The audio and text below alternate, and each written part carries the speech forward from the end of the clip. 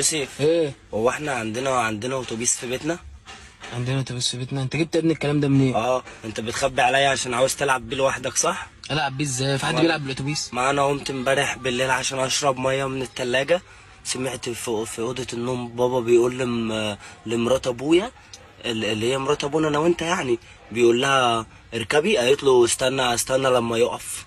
هو جاب اتوبيس وانت مش عاوز تقول لي يا انت يوسف؟ مالك ومال الكلام ده؟ مالكش دعوه بالكلام ده. ما انا عايز العب معاك بالاتوبيس يا يوسف يا اللي بابا حبيبي جايبه. ما هو قال لها اركبي، قالت له لما يقف. ما هو هما يا الاتنين ابني انت بيلعبوا لسه بيه. صغير، ما تفكرش في الكلام ده. وانت بتلعب معاهم يا يوسف بالاتوبيس ومش عايزين تلعبوني معاكم؟ الدنيا كلها بتلعب بالاتوبيس بس الكبار، انت لسه طب صغير. مش يا يوسف، ما انا عايز اكبر زيكم بقى عشان العب معاكم. لما تكبر. هو جاب اتوبيس كبار ولا اتوبيس ايه؟ مش هو. تعالى بطل غباء، بطل غباء بقى. طب ما هو طيب قال لها اركبي، قالت له استنى لما يقف.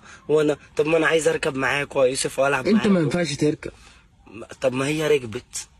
هي تركب، هي مراته.